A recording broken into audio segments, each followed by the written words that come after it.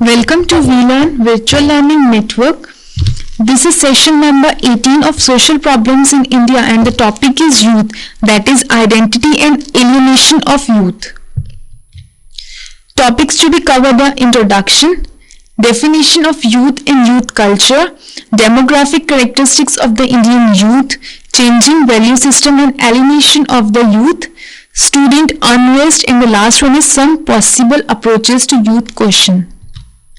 Now come to the first topic, that is introduction. The study of youth in India involves consideration of several dimensions, and youth can be understood both in quantitative and qualitative terms.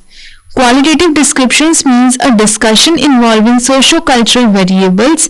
Quantitative terms means a consideration of estimates of the proportion of youth in a population. That is a discussion of socio-cultural variables like education, occupation, income, standard of living, rural-urban differences. Now come to the definition of youth in youth culture. That first is what is. The term youth is not used technically, but rather it merely describes a series of characteristics in respect of to persons belonging to age group is 15 to 24 years of given population.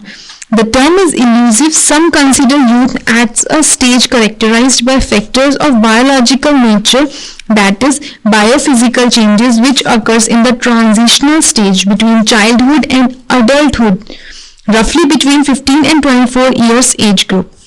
Thus, in many studies of youth, persons of age group 15 to 24 years are considered. Despite realizing the inherent drawbacks in such classification, cannot serve as a common demonstrator to cover many complex problems all over the country.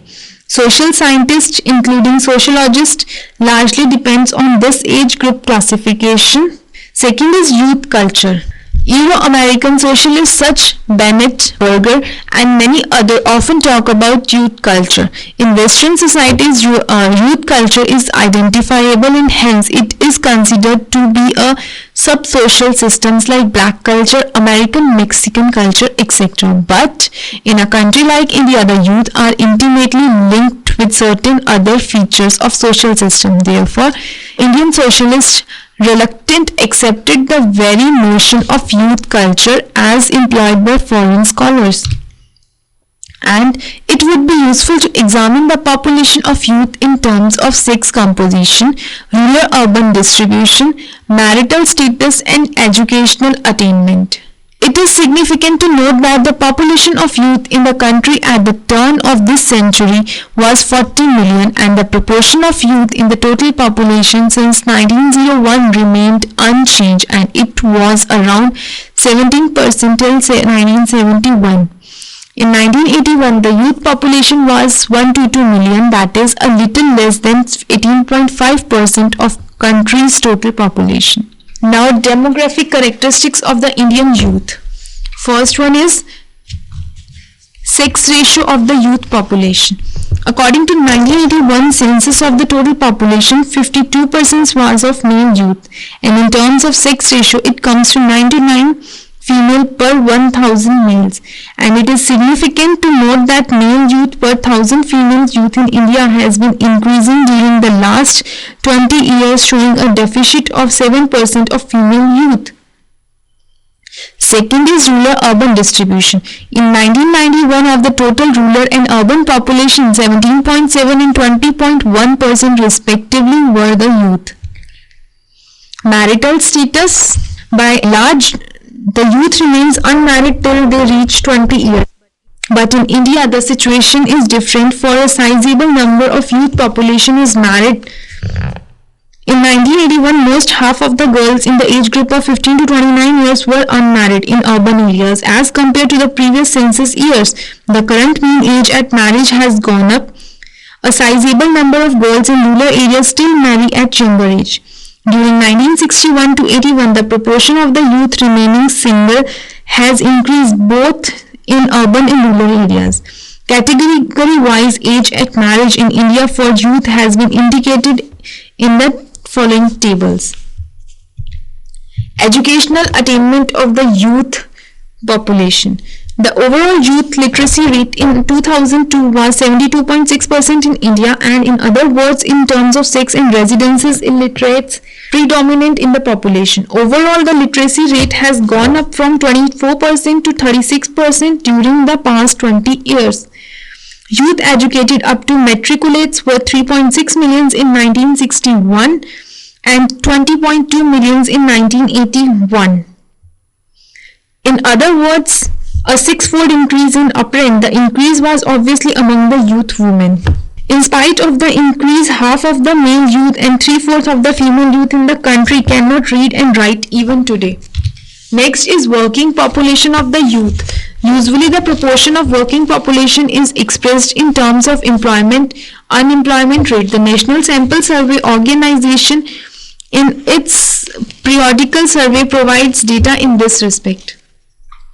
Incidence of unemployment. Analysis of unemployment figures in the country clearly shows that the youth form a relatively significant group among the total unemployed persons, and according to Visaria, the share of youth among the employed population in 1977 to 1978 ranged from 48.5% for the rural female youth to 79.8% for the urban male youth. Implication of increase in youth population. The rate of increase in youth population has serious implications both for educational and work opportunity. Despite the differences existing between these characteristics of the youth in different regions, certain common problems can easily be identified. The bulk of the rural youth in India is out of school and some are dropouts. However, among the different social strata, education is spreading. The out-of-school youth exhibit a different character, and these children are forced in one way or the other to enter the work in production cycle prematurely. Despite of numerical preponderance of rural youth, this sector has been exposed very little, and it is obvious that rural youth have less opportunity for receiving education, self-expression and enjoyment compared with other young people. Next is changing value systems and alienation of the youth. First is changing value system. In the last 2 centuries, there have been enormous change in our traditional value system. Let us explain this phenomena and find out whether it has any impact on the youth of our country with special reference to the alienation of this youth. In the traditional Hindu system, life is viewed in terms of 4 well-marked states with social obligation. The youth enjoys no authority but we given some task in the second stage. It should also be noted that in Hindu society, education was restricted to certain caste levels. Therefore, socio-economic and occupational mobility was almost restricted. Viewed against this value today, especially after independence, this phenomenon, regardless of religion and region, has changed. One of the important contribution factor to change in value system is of course development in mass education, and new ideas and values are inculcated through education.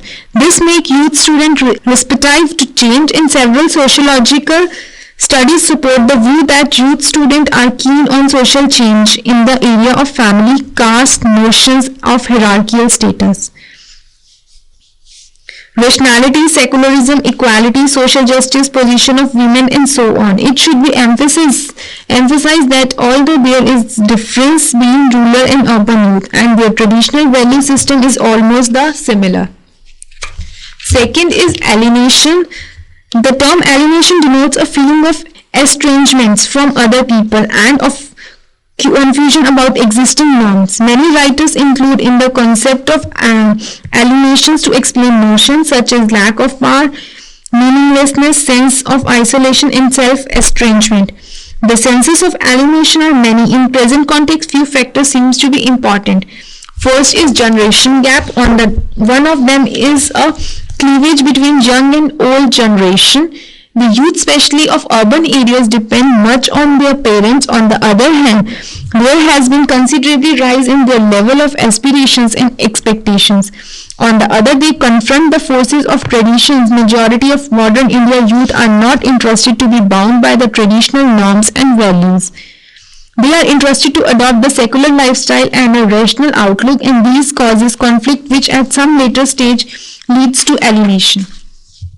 Second is unemployment. The second important contribution factor of alienation is widespread phenomena of unemployment. Soon after completing a particular stage, they required economic security, but as they fail to find a job, they feel like living in an isolation. This is very crucial stage, and here they may become victim of other evils such as mental illness, criminal activities, drug addiction, and here both rural and urban youth are almost in similar situation. Next is identity crisis. Identity signifies a sense of awareness that people consciously or unconsciously assert for survival, recognition, and reward in the existing social structures. Youth in recent time try to define their own identity in order to obtain the resources for survival and try to get a place in the existing social order. It is being felt that the youth have not satisfactorily been placed in the matter of education and occupation.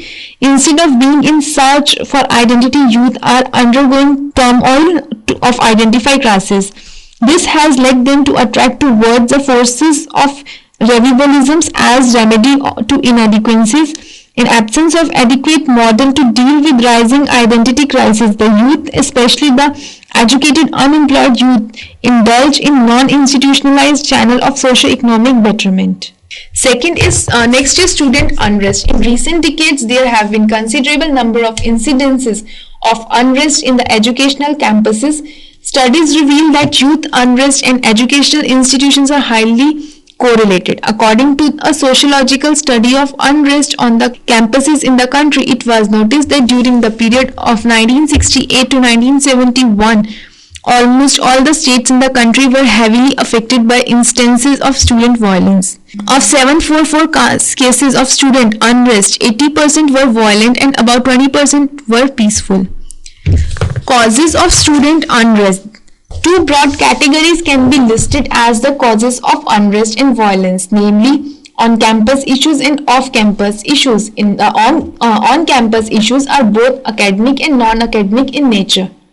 On-campus issues are related to examination, fees, residential facilities, but the off-campus issues are sympathetic strikes and confrontation between student youth and non-student youth.